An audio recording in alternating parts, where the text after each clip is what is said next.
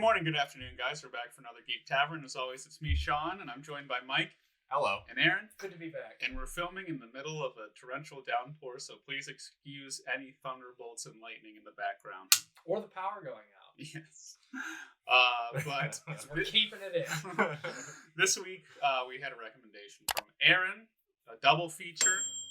So take us away. I don't think we have anything else to talk about unless Not really. you guys do. But yeah, I guess. How was Disney? Disney was great. It was pretty great. Yeah. Okay, yeah. So my picks were two of my favorite movies. One probably in my top 10. The other one just a nice little spin-off. Harrison Ford's The Fugitive from 1993 or 4. I think it was 94. It's pretty early. And then 1998's US Marshals. Both co-star Tommy Lee Jones as the character. Well, the second one Sam completely Gerard. stars him. Yes. Yeah. I would say that it stars Tommy Lee Jones too. He's just the opposite. Yeah. He's like the opposite. I never viewed it as like co-star. like under build. I don't know. When you have Harrison Ford in a movie, even if you have Tommy Lee Jones as... So as a kid, I knew Tommy Lee Jones from Men in Black. Yeah. I really didn't know Harrison Ford that well. I've seen Star Wars at that point, but I'd seen Star Wars and Indiana Jones. So like Harrison Ford was like a big part of my childhood. So any movie with him, I was trying to watch. I don't know what it was. Like he didn't stick out as much. Like I knew that it was him, but I just like Tommy Lee Jones. No, who doesn't like Tommy Lee Jones? Tommy Lee Jones is very good at playing authoritative characters. Mm-hmm. A guy with a gun and a badge. He's that guy. You want a good cop-like character? That's your guy to go to. Yeah. I think he's excellent in The Fugitive. Oh yeah. A little less so in US Marshals, but I mean, working opposite of Harrison Ford, he gets more to do. You didn't like Chicken Suit Gerard? No, I did love it. But great. Just being able to play opposite of Harrison Ford gives him more to do rather than Robert Downey Jr. at the time, who less so. But we'll get into those later. Yeah, we'll push into that whole can of worms. But so The Fugitive, the basic story of The Fugitive is Dr. Richard Kimball is framed for his wife's murder, and his whole story is he has to figure out who set him up, why he was set up, and prove his innocence while breaking out of... well, he didn't really break out. That wasn't, It was a whole big accident that he ended up being able to escape. Yeah. So what did you guys think of The Fugitive? So am I the only one that... Is it because I know the outcome of the movie? Like... They jumped to that conclusion that he killed her very quickly. Yeah. Which I guess it makes sense with her 911 call. Like, I don't know why she said Richard. Yeah, they never explained that. Yeah. I think, like, at that point, because she was in shock. Right. So I think she was just kind of calling out to him, and they missed. So, like, that should have been taken into consideration. And I just thought that they went to that way too quickly. I mean, the evidence was there. It was. He lives there. His fingerprints are all over the place. And like they said... No forced entry. Yeah. His skin follicles are underneath her nails because she scratched him whenever he moved her out of the way or whatever. But yeah, I mean... Yeah. From an evidence perspective, it makes sense. Yeah, but I just feel like there's more to dig into. Like, if somebody's telling you... There's a man in my house. I understand that the no force entry thing is a big red flag. You also wouldn't say that if your husband's attacking you. You would say, my husband's trying to kill me, not there's a man in the house. Yeah. And also, the other thing that you have to consider, too, is she made the 911 call after she was bludgeoned in the back of the head with a bowling ball or whatever it was that he grabbed, but I forgot what it was. But it was something very blunt that he just struck her in the back of the head. Yeah, I forget what it was, too, actually. With like a, what is it called? I can't remember. Crochet? Oh, like a bocce ball. Yeah, bocce ball, kind of like that. Yeah, I think that's what it was. But, yeah, like they jump to that conclusion and they're just like, If only Sykes' arm had come all the way out of his sleeve, he just left like part of his arm in like there, they'd be like, oh well, obviously someone else, right? But then we wouldn't have the movie, Yeah, because then they'd have been like, ooh. No, I know it has to set up the movie. I don't know. Yeah, they just point the finger at him real quick, and they're just like, "Hey, like you killed your wife." Yeah, he's like, trying to tell them like what happened. It's just to show how like useless the Chicago PD is too, because the U.S. Marshals, whenever like they're brought in solely to recapture him as a fugitive, but whenever like they confront each other the first time, and it's like, well, let's dive into this a little bit. Let's investigate his case. And they're like, oh, why did he kill his wife? And they're like, for the money. He's like, he's a vascular surgeon. He doesn't need the money. How does he need the money? Like, they're like, this motive makes fucking no sense. Right, yeah. And, and like, also, they prove their incompetence time and time again.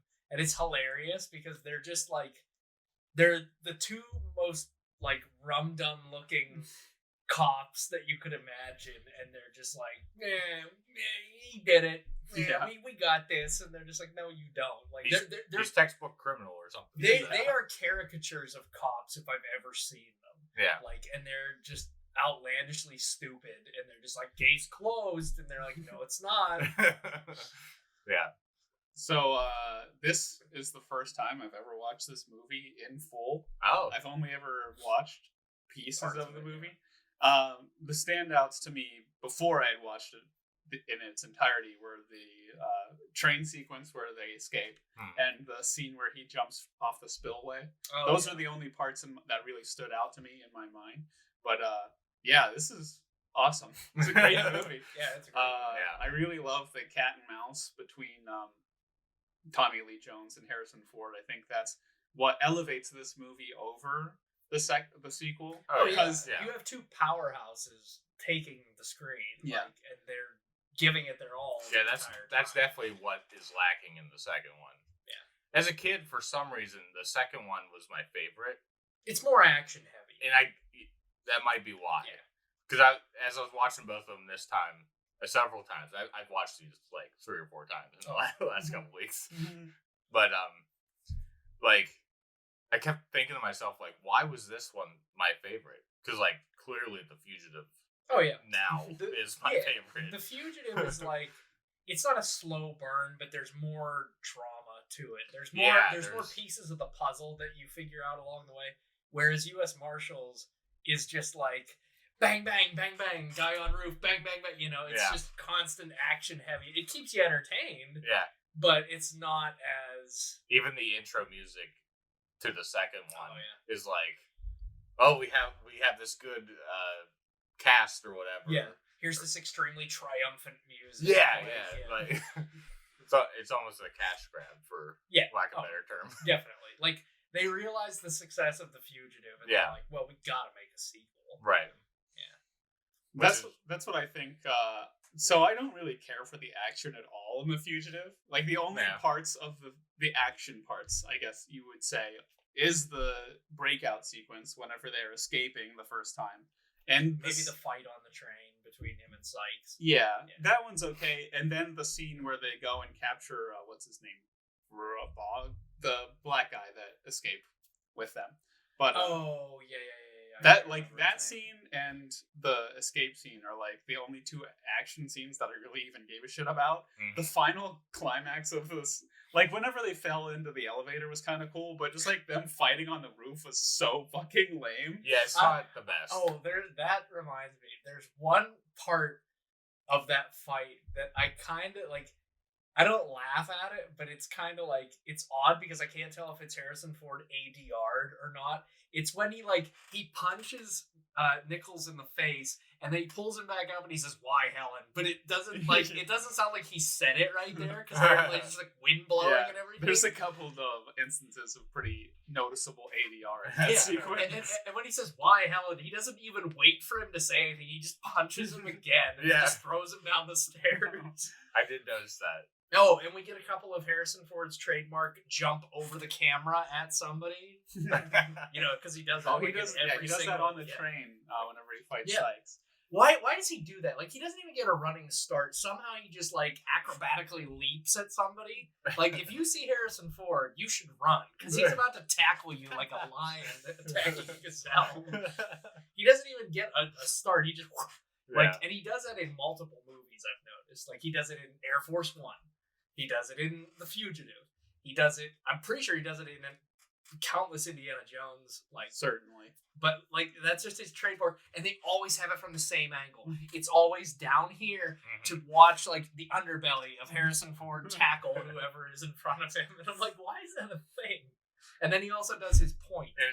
It's clearly Harrison Ford saying we should do the shot because obviously they're different directors for all those movies. Does he just meme it? Like, does he meme himself and, like, when they draw up the contract, he's like, I want one underbelly tackling scene. Yeah. He didn't even tackle Sykes. He just wrestled the gun out of his hand. Yeah, but he leaped at him. Like, that's my whole point, is, like, he always leaps. I feel like I do remember him, like, almost, like, spearing him. Like, yeah, no, he leaps. Yeah. And it's... But he I don't know if it's just a thing that's in his contract or what. Like, I don't know. It's always laughable. Someone should make a supercut with all of his leaping. Oh, I'm sure it already exists. Probably. All of his leaps and points. Yeah. Because that's just, like, two of his trademarks. Point in this movie? Yeah, because he says, you find this man, and he's, like, doing his trademark point. Yeah. I like, the mystery in this movie is great. Just like, and it shows, like, whenever the U.S. Marshals go to Nichols, and it's like, well, he's smarter than you guys, and he's like, oh, as smart as you, and he's like, oh, smarter than me, and I mean that's proven at the end whenever he uncovers the whole drug thing. But there's elements of it that show that he's still a good person. Like, he saves that little kid whenever he is like breaks into that hospital to find the prosthesis. No, I never took Kimball as the villain. No, definitely not. He was literally just trying to prove his innocence and survive, like, because he knew that that's what he had to do. Yeah, and as a comparison to U.S. Marshals, that's what makes Kimball a better. I don't know if you want to say anti-hero, but over Wesley Snipes in the second movie, because we get the scenes in the beginning of the movie with him and his wife. Whenever it's like, oh, they're tender with each other, you know, they're like, he's a good guy. And then you get the scenes where he, like, saves that kid, and he does a bunch of other stuff. Well, he refuses to kill Tommy Lee Jones, obviously. But with Wesley Snipes in the beginning of U.S. Marshals, it's just like he is in a car accident, and then he's arrested immediately after he goes to the hospital. Like, that's basically... Like, he has his girlfriend, but you don't really get, like, they're in love or whatever. And plus, he works for the government anyway, so you're just kind of like, fuck you work for the government. Like, why didn't he lead with that? I don't remember. Well, he was on the run because they were trying to kill him. Okay. Yeah. Yeah, because, like, you're already, like... I feel like, at that point, like, you don't sympathize as much with his character. Oh, another instance is whenever he rescues the corrections officer from the bus. Yeah. When it's about to be hit by the train. The guy gives him his keys and he gets unshackled and he's like, "Help me with this man!" And he's like, "Screw you!" And he leaves. Yeah. He's like, "Oh well," he actually took the time to save him. Yeah, because the train was coming to hit the bus. Which is a miracle that he survived after being let out of the bus, because and he jumps off the top of the bus too. Yeah. Harrison Ford runs for 200 yards before diving, and he almost died. It's shocking that corrections officer didn't just get absolutely crushed whenever the train derailed. He must have rolled down the hill or something. Yeah. But Tommy Lee Jones' both entrance. These movies have major disasters. That's what I think. Those are the two best scenes of the movie. Yeah. In my opinion. No, yeah, the train sequence. And the airplane sequence. The airplane sequence. Now let me. Are great. I know we're not quite to the second movie, but I think we're just going to probably talk about both of them together. But I think the disaster in U.S. Marshals is better. The plane. It's much more suspenseful. Yeah, I do like it more. And the fact that they are on the plane, it was just the bus that they were on. The train just ended up coming and hitting it and then derailing. But they were on the plane that had to make an emergency landing on a highway and then just slid off the highway. Slid into the water. Yeah, that was great when the plane's filling with water and Tommy Lee Jones is just saving everybody. Yeah. And they're like, forget them! And he's like they're prisoners being transported, but they still don't deserve to die. Yeah.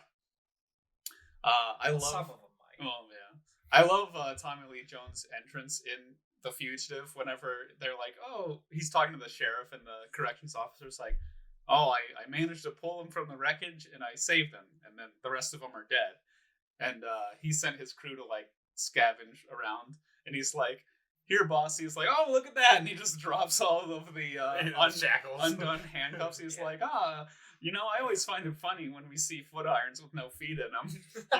Well, what do you think that's all about? And the sheriff starts, the sheriff starts freaking out. He's like, "What? You told me that they were dead 2 seconds ago. Now maybe they escaped?"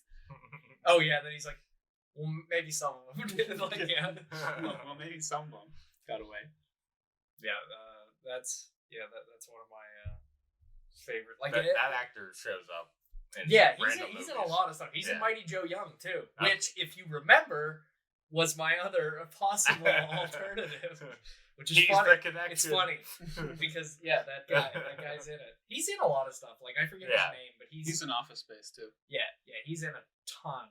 I could name like 5 movies off the top of my head. See, I can't name the movies, but I know I've seen him in a ton of things. Wasn't he in the Santa Claus 2 or the Santa Claus 2?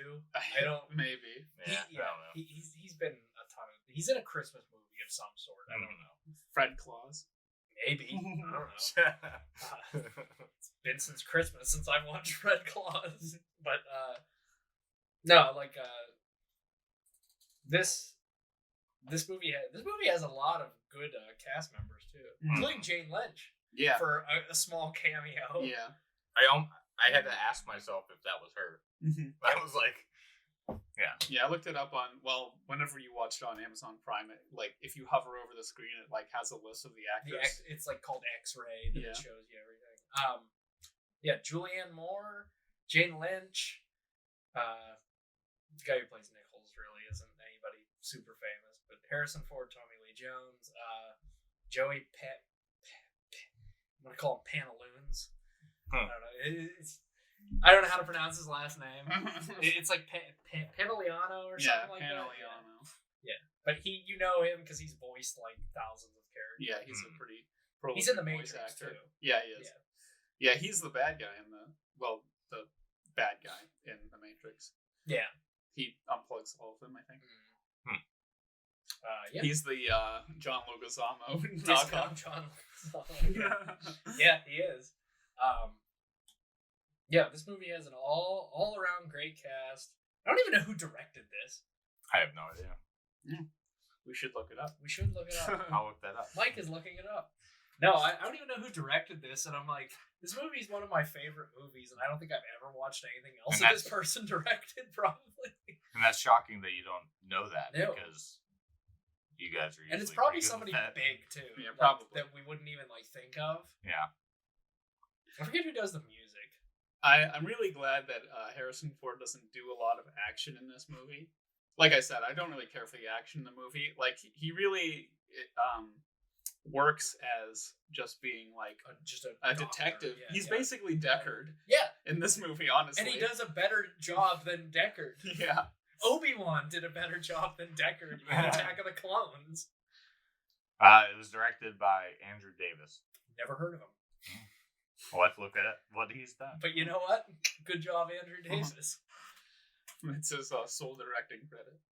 Maybe he did US Marshals too? I don't know. No.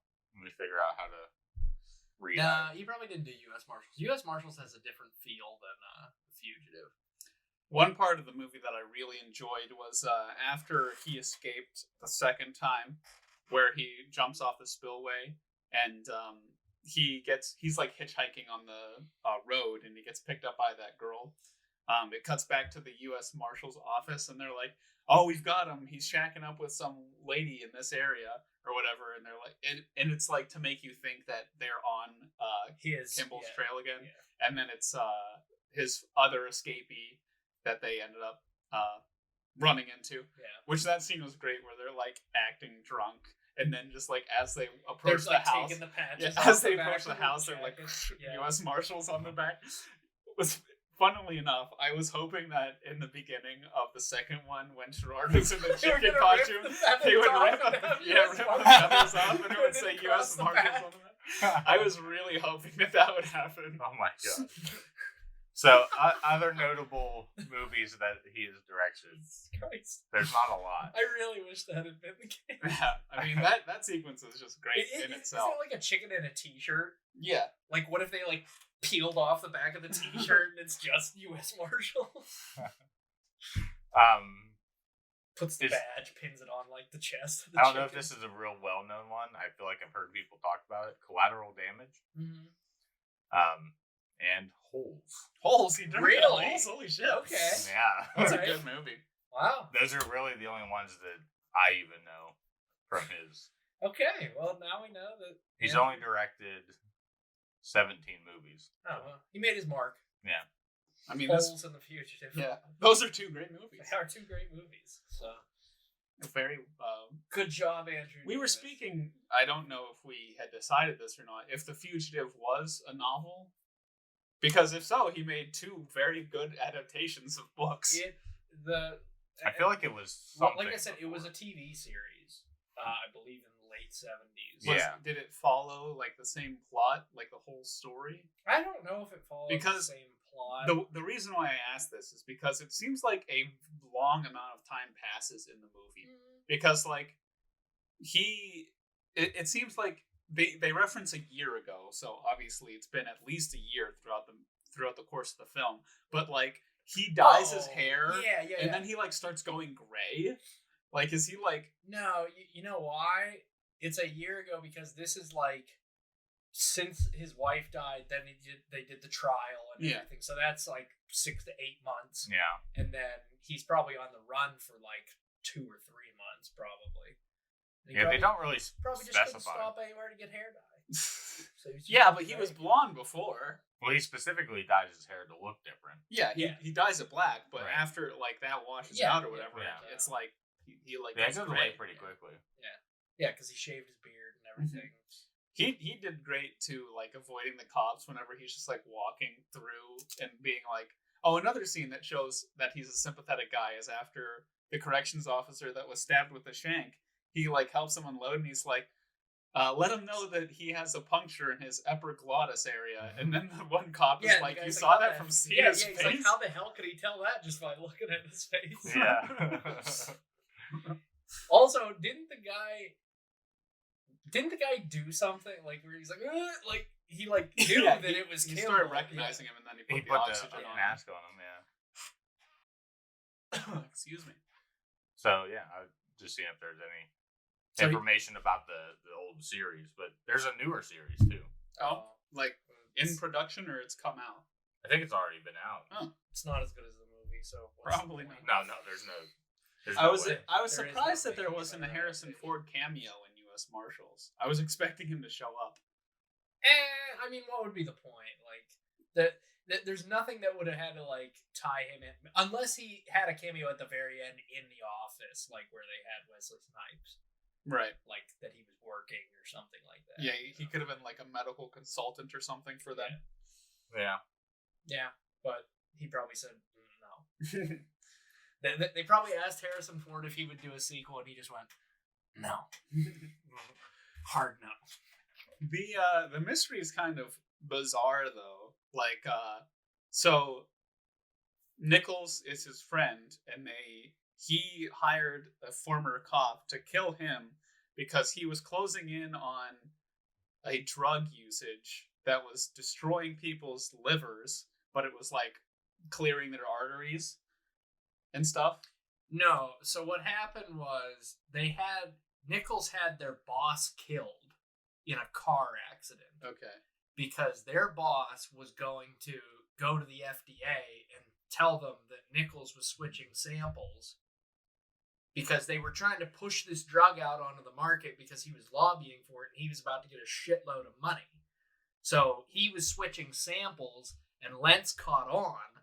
So he had Lentz killed. And then when Kimball started to catch on that the the samples were being switched to push the drug out into the market because the side effects were outweighing the actual productivity of it. Once Kimball was on the trail, he hired Sykes to have Kimball. I must have been confused. I thought that Lentz was on Nichols' side and that he had just died. No, because he even says that to Nichols when he confronts him at the banquet. He says, "Did you kill Lentz too?" Okay. So which he did because after Lentz died, he had because he said had Lentz approved. Was the only one. Yeah, he said Lentz was the only one who knew for a fact that those were being switched. Mm-hmm. So he had to have him killed to cover it up. And then when Kimball started to find out, he sent Sykes to his house, but he wasn't there. Right. I guess what confused me was that Lentz and Sykes were photographed in that picture. Presumably they were friends. That's what confused me. Yeah. Yeah, and they could have been. Yeah. Maybe that was the whole point. Like, he hired him because it was easier. Maybe. Because he knew it. He was like, "Oh, well, this will be easy for you to get away with this, having him killed this way." Yeah. Like if he's good friends with him, then he knows his routes and everything, and like where he's going to be driving, so he could hire somebody just to kill him. Yeah. But yeah, so that's where that whole thing comes in. He was going to have Richard killed, and then okay, and then Sykes showed up and didn't accidentally. He just killed his wife because she would have said something. Yeah. Oh, there's then he tried to kill Kimball and didn't succeed. Yeah.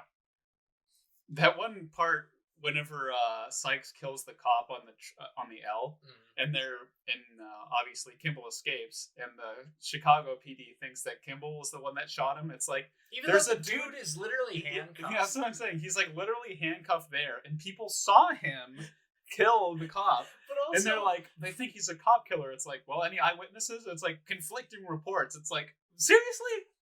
What's hilarious about that is like, and then it comes back because the news reporter is talking to them at the end, and they're like, well, Kimball said there was a one-armed man. Now you have a one-armed man in custody. Yeah. Like, and it's like, they think Kimball killed the cop, and it's like, but there's some dude handcuffed. What does he look like? He has one arm. Yeah, you'd think that would be maybe like... they're like, maybe he actually didn't do it. And they were already staking him out, too, so, like, you'd think that would be, like... Yeah, but from the police... he's like, they already interviewed me before, Yeah. You'd think that from the police's perspective that would wrap everything up, but I guess they're just a bunch of morons. Yeah, they are. Like, they are the most incompetent, like... And it just, like I said, it proves time and time again. Like, when they go in to the hotel that they're doing the banquet in, and... they're like standing at the door and they're like, "Oh no, you're not going in there." And they're like, "We've got this. This is our turf." And he's like, "Arrest us!" and just like pushes through. Yeah. So do you think people that legit work in Chicago police force, what do you think? That stupid? What do you think they think when they watch this movie? They probably go, "That was us last Tuesday." Yeah. That's a one-armed man on the L. Shawn is completely incompetent. I don't know. Oh, that shit was hilarious. Yeah, and then they're like, they have the helicopter with the sniper out there too. They're just firing. He's like, get this copter to stop or get out of here. And he's like, why? He's like, I don't want to get shot. Because I don't want to get shot. Yeah, Tommy Lee Jones is great in this movie. He is. They're both great in this movie. Yeah, he and Harrison Ford are like the... I don't know why. He's just such a staple to my childhood. I love that scene. He's in like everything. Like, he was... I don't know. He was in everything in the 90s. Volcano? Oh my god. I don't know if I've seen that. I'm keeping that one tucked away then. I love the scene in the spillway where he gets Gerald's gun. He's like, I didn't kill my wife. He's like, I don't care. I'm only here to get you because you're a fugitive. Yeah. You're a convicted felon, and I'm here to bring you in. I don't give a fuck if you actually did it. And then he says that to him when he's talking to him on the phone. He's like, remember what you said to me in the spillway? And he's like, yeah, I don't care. Because I don't. He's like, I'm not trying to solve a puzzle. He's like, I'm here to bring you in. Yeah. But then it's shown that he does care because he's stumbling onto the same things after Kimball leaves him clues. Yeah, they're just to tip him off. They're just trying to basically figure out his mindset. Exactly. And with doing that, they're stumbling upon, oh, well, yeah, that doesn't add up, and this doesn't add up. Like where Kimball, like when he called him after he was saying that, and he's like, I'm not trying to solve a puzzle. And he says, well, I am, and I just found a very big piece. And he leaves the phone off the hook so they can trace it to Sykes' apartment. Yeah. Yeah. No, yeah. So, yeah, Tommy Lee Jones comes around and realizes that he's telling the truth. He's got a lot of great lines, too.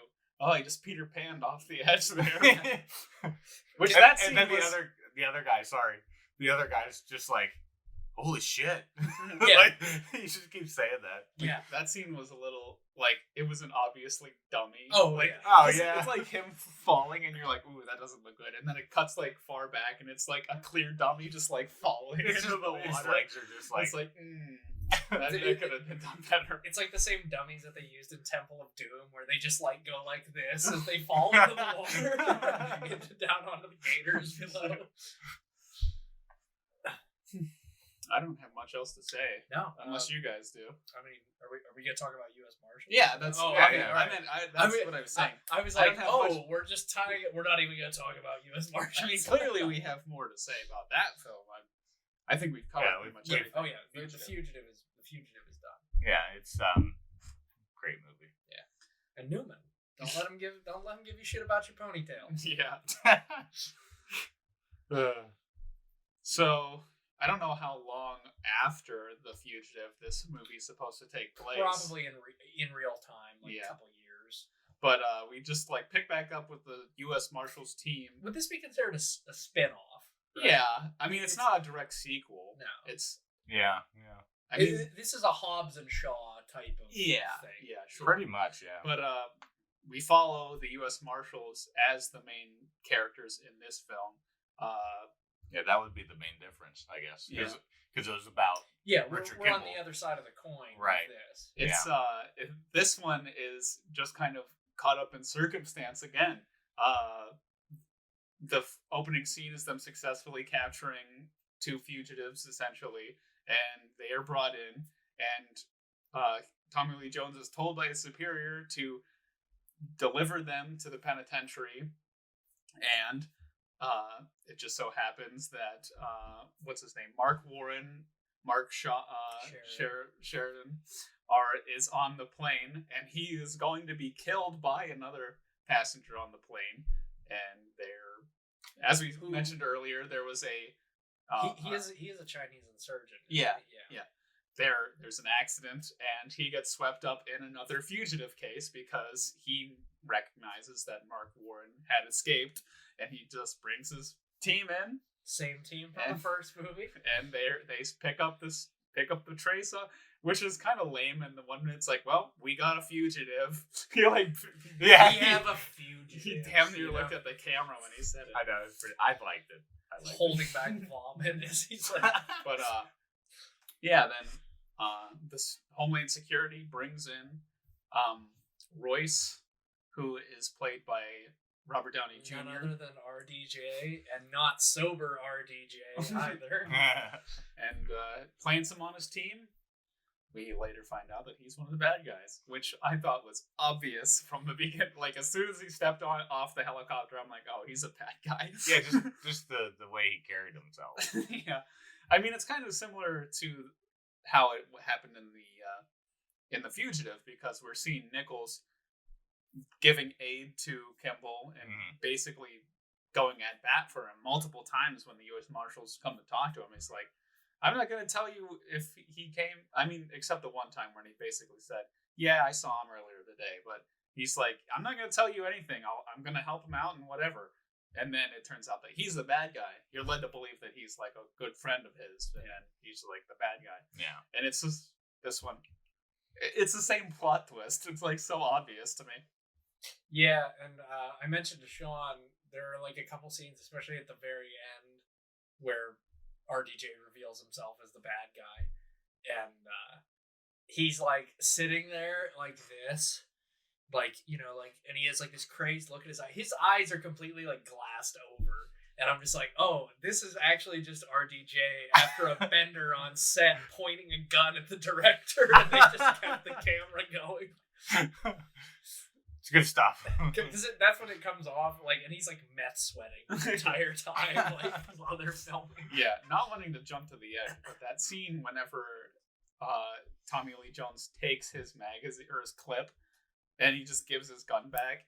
Like, how did he not know that? Like, he took it out. He like saw him take it out and then put it in his jacket. Like, how did he not remember? It was literally like a minute before that.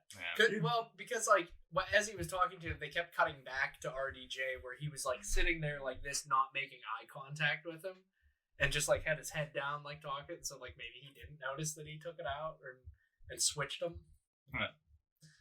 Yeah, whatever. So this one's directed by a director that only has 3 credits.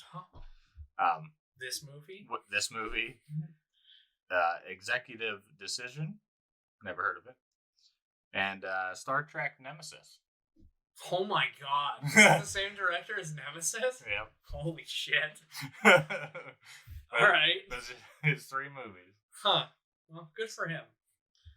I mean, he's... I don't know what the difference... I don't know what an editor does. Obviously, he edits. He's got some pretty crazy editing credits. 2018's Tomb Raider, Skyfall. Oh, wow. Okay, alright, yeah. Good job, Casino whoever you Royale, are. yeah.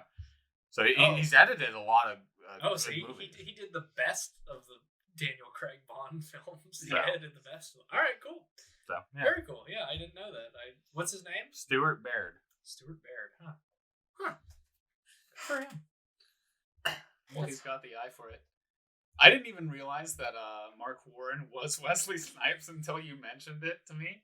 I was like, oh, that guy looks familiar. But I didn't. He does. you He didn't does know look that was weird. I literally didn't know. Well, so. he was in that goofy Andre 3000 wig for half the movie too. Yeah, I was just like, oh, okay.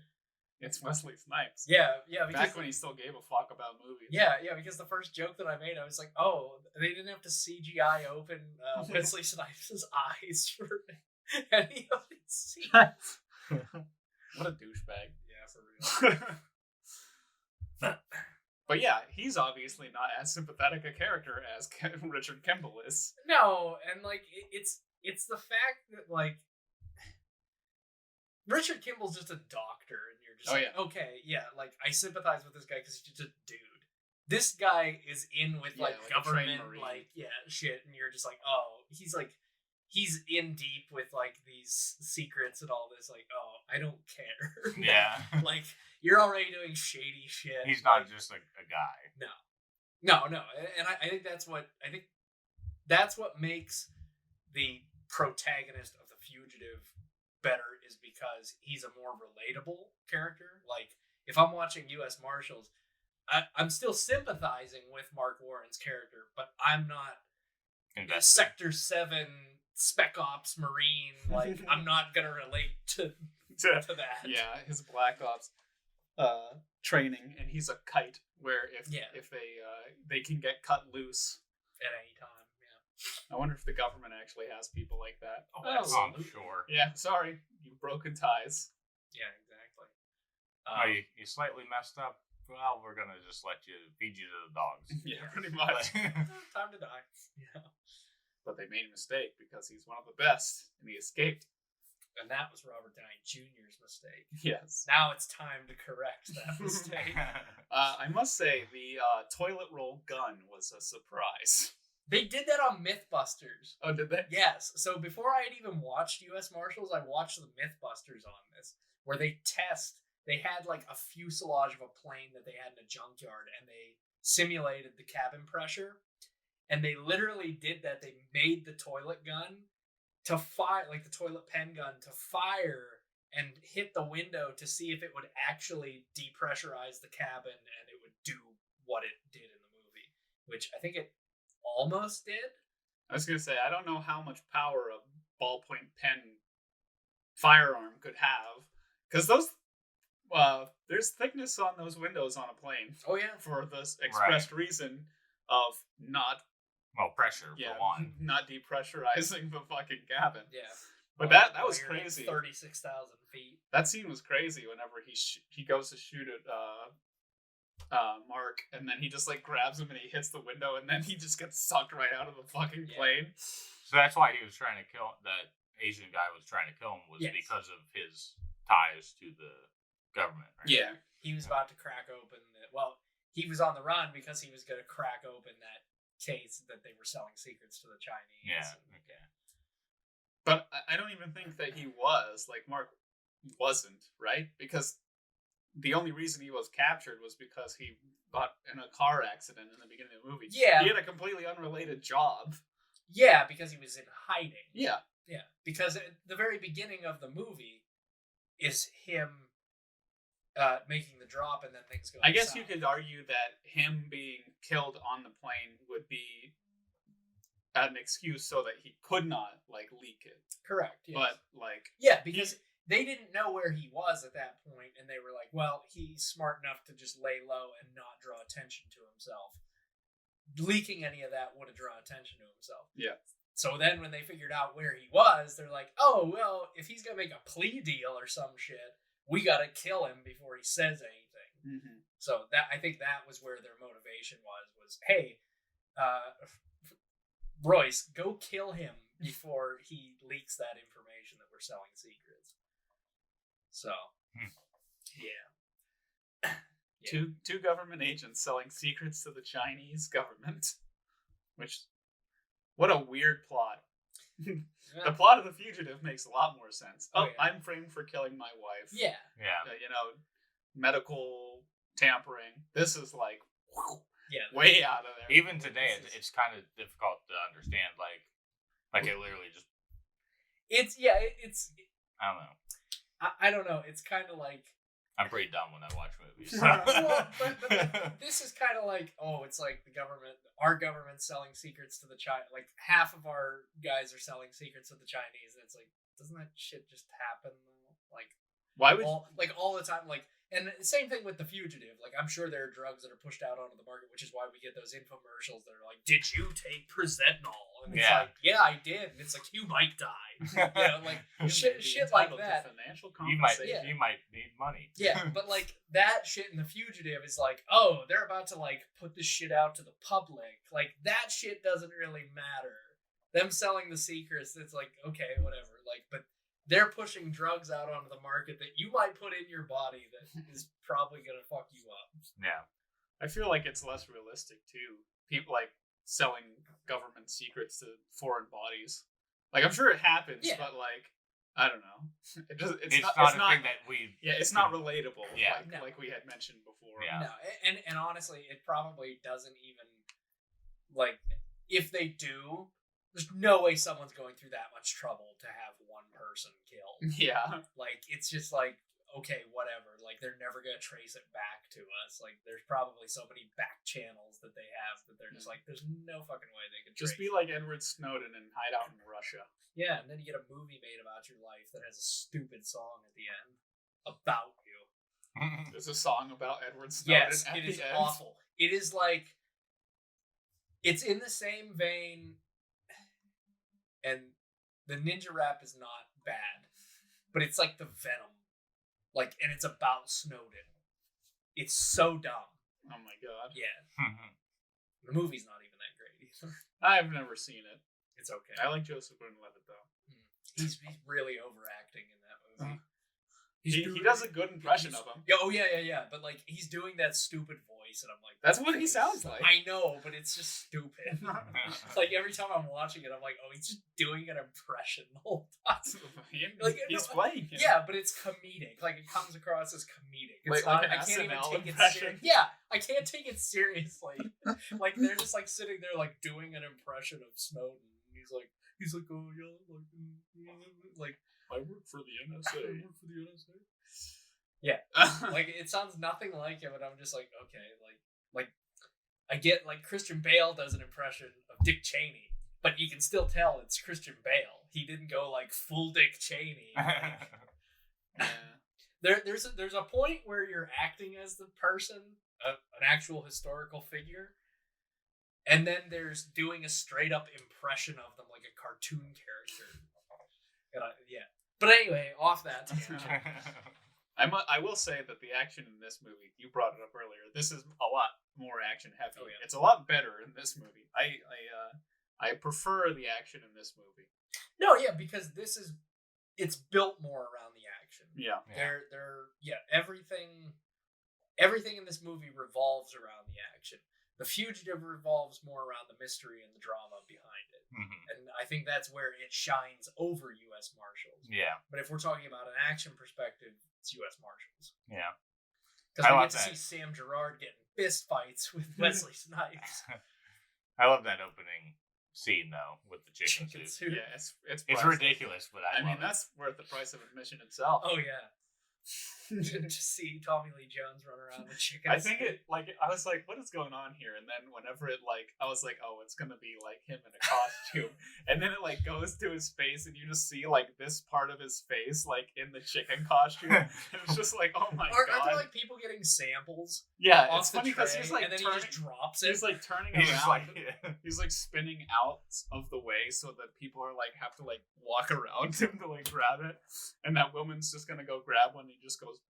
Drops it, takes the gun out, and just like cocks it back, and then takes the. Yeah, that's the best part. Is he waits to take the head off after he like pulls the slide back with his gun and is walking towards like oh my god, that chicken has a gun. Is that a chicken? He's got a gun. What will he do? What will he do? Chicken with a gun. Cock with a Glock. What will he do? I was trying to find that guy that they arrest at the beginning. Because I feel like there's I don't even remember who it was. I feel like there's a reason. They go into his house, and I only pick up on this because I'm a wrestling fan, but dude's watching wrestling. Yeah. That was one part when you knew it was mostly about action and kind of a lighter tone than The Fugitive, because they're like brawling with like wrestling. Oh yeah, the commentary is almost commentating on what's actually happening. Yeah. Good old Tony Schiavone, who currently is on AEW commentary. But I feel like that guy's a wrestler, and he looks like a wrestler. Yeah. He looks almost like Mick Foley, honestly. Yeah. Oh, yeah, that's right. Yeah, he did look a lot like Mick Foley. I just went through the credits. I didn't see anybody, so I don't know. No, it definitely was not Mick Foley. Mick Foley. It'd be great if he had pulled out Sacco. Mr. Sacco. Oh my god.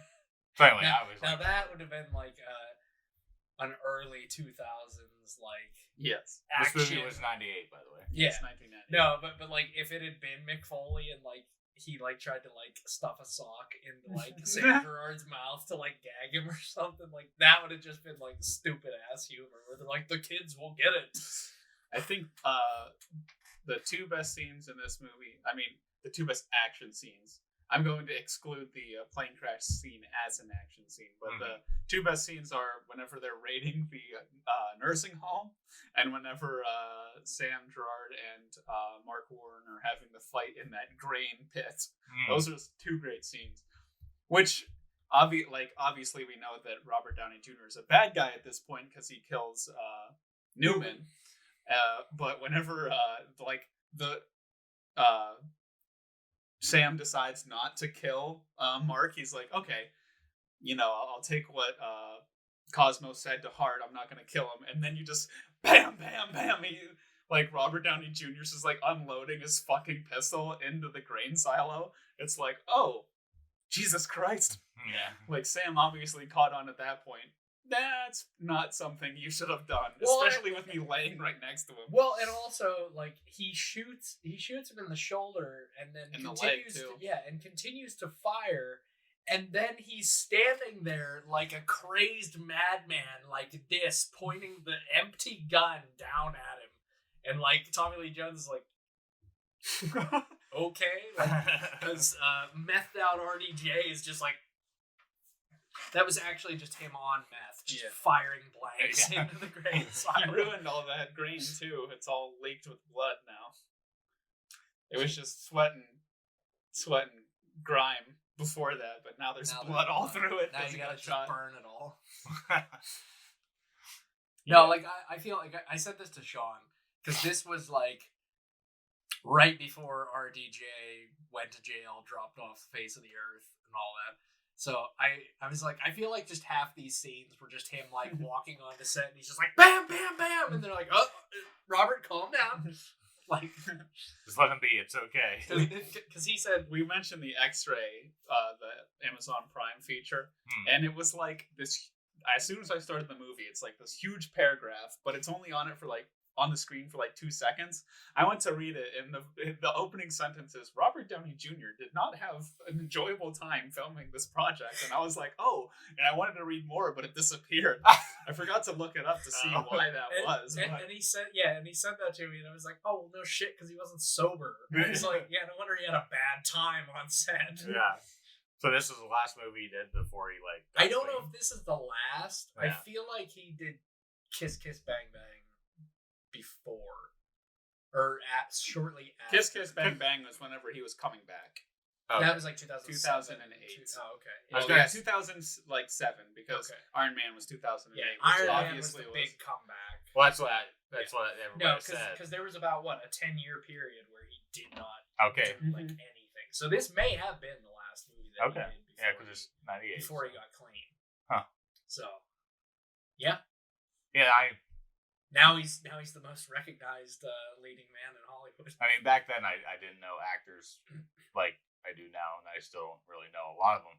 But like it wasn't until years later, like way after Iron Man, that I rewatched this. I'm like, oh, that's Robert Downey Jr. When I got this movie when I was like probably in middle school and watched it, and I was like, oh, this is great. And then after Iron Man and all that came out, I rewatched it and I was like, oh shit, I was like, that's RDJ. I was like, I had no idea. Like, that was just the villain. Like, I had no idea who RDJ was at the time. Yeah. But, yeah. He's a good villain. Yeah. I wish they would do more stuff as a villain. I mean, obviously, we had 10 years of him being Iron Man, so we can say that all we want. He does a bunch of other great stuff, though. Yeah. But as I was saying earlier, whenever you compare him to Harrison Ford in The Fugitive, he's just not that, or even Wesley Snipes. Right. They're just like, they don't have the right, I don't know, they don't play off each other as well as Tommy Lee Jones and Harrison Ford did, in my opinion. No, you're absolutely right. Tommy Lee Jones and Harrison Ford. Like, their chemistry was great. Yeah, their chemistry in The Fugitive. Wonder if they actually like each other. They're both grumpy old men. They're both extremely stubborn old men. Yeah. So I feel like they get along, but they just don't say it. Yeah. Like they'd see each other in the grocery store and they'd be like, Harrison, he's like, Tommy. So they keep pushing like their carts in the opposite direction. And then they're like being interviewed somewhere and they're like, yeah, he's a hell of a guy. Great guy. You know, like, that's probably how it is. That's probably exactly what it is. That's great. We have anything else to say about this? I don't. No. I think that's pretty good. All right. You gotta love Andre. Andre 3000. Horrible wig. He does look like Andre 3000. He does. Why did he choose that wig? I don't know. It's very strange. Oh my god. Who chose that wig? Someone in costume design needs fired. Because there's nothing more inconspicuous than a black guy with straight hair. Was Outcast even a thing at that point? No. Okay, yeah. That's what I thought. I think Miss Jackson was their breakout single. And that was like 2002 or something. Yeah. Incredible. Incredible. No, I don't have anything else to say about US Marshals. Tommy Lee Jones is great in it. And that's about it. Yeah, I say his whole team is. Oh yeah, their just team as good. Great. Yeah. I would argue they might even be funnier in U.S. Marshals. They are funnier. It's definitely more of a humor thing. Yeah. I would argue that they're the best part of The Fugitive. Like I think that their team and like trying to catch Kimball, I think they're the best part. I will say this: I always thought that Newman was Judge Reinhold. When I was like younger, I just thought that was Judge Reinhold. He does look like him. He does, especially in the second one. He looks way more like him. Yeah. But I always thought that he was Judge Reinhold. Then I was like, no, it's not Judge Reinhold. Yeah, especially the second one. You're right. He looks exactly like him. Yeah. Like right out of Santa Claus 2. Yeah. Or Fast Times. Yeah. Yeah. Yeah, and then I'm like thinking about it. I was like, wait, Fast Times was like 87, 88. I was like, there's no fucking way that's Josh Rival. Yeah. Well, let's give our ratings, shall we? Yeah. We're rating The Fugitive first? Yes. Okay. What's your pick? You should go 9 out of 10. Almost another case of a perfect movie. Yeah? Yeah. There's like absolutely nothing wrong with this movie. It's a little long, but that's why I put it at a 9, because you don't. Me personally, I don't feel the length. No. I understand that the movie is long, and that's probably why I just dropped that down. I think it's only 2 hours and 10 minutes. Yeah, 2:10, 2:11. Yeah. But no, this is perfect writing, perfect casting. Everything about it is great. Yeah, I'm gonna go 8 out of 10. I love the movie, but it's just not one that I am like, oh, I gotta go back and watch that. Yeah. Like, it's almost like every couple of years maybe that I'll watch it. It's not like I need to watch this. Oh, I'll watch it anytime it's on. I mean, I Or would it's watch on. it anytime that it's on, but like if someone walks in and goes, "Want to watch The Fugitive?" I'll be like, "Yeah." Like, yes. I mean, I would have the same reaction. Yeah. I'm just meaning like it's not brought up very often, and I don't know. It should be brought up. Yeah, We should normalize bringing up The Fugitive. All right. I'll split the difference and say 8.5 out of 10. Okay. Because, yeah, I mean, like I had said, this is the first time I've watched it in full, and I was like, oh my gosh. Like, I knew it was good, but just from what I had seen, but I was like, oh wow, this is really good. Yeah. Except the climax where they're fighting on the roof. That was so lame. That's like the worst part of the movie. It is. But it doesn't ruin the movie. No, It's ruin the movie. believable, though. It's two 45-year-old men just, like, bashing it out on a hotel roof. It's Like, so lame. like every time I think about it, I'm like, well, yeah, that's probably just how they'd fight. Like, they're doctors. They're not professional boxers. I think it would have been dumber if, like, Harrison had been, like, throwing, like, flying kicks or some shit like that, Fair enough. Doing some Bruce Lee shit. Doing some Vin Diesel shit from Fast 9. Too old for karate lessons. All right. On the US Marshals. 8. Good, but I dock at the whole point for everything that we mentioned that does not live up to it. It's a good action movie. Still has a good team to it and everything. Very fun. Still tight writing, even though the story's not really that mysterious or relatable. It's definitely not, as drama. No. heavy. But still overall a good movie. So 8 out of 10 for me. I already had it in my head. It's a point lower, so 7 out of 10. Same. 7.5 out of 10. Fair enough. We all just we're all at least on the we're same page. consistent. Yeah, it's true. We both have similar. We all have similar opinions of the movie. Yep. At least. Correct. Well, there you have it. 2 more recommendations down, and we have another one coming to you from myself. How many do we have this time? It's only one. Oh, What? what? Wow. I'm gracious and I'll only subject us to one film. Oh, thank God. I'm I'm waiting for this day to come. I was thinking about this, and we haven't done any sports movies yet. Oh, wow. There's a reason. So my recommendation for next time is going to be Real Steel, starring Hugh Jackman. I haven't watched that movie since it came out. I've never seen that movie. Yes, it's very good. It is good. I like it a lot. I think I caught it on TV once, so I saw like 2 scenes, but yeah. All right, guys. Thank you for watching and listening. I hope you enjoyed our conversation about The Fugitive and US Marshals. If you don't want to be spoiled for Real Steel before next time, make sure to watch it, comment, and like, and subscribe, all that fun stuff, and we will catch you in the next one. Find this man. I don't care.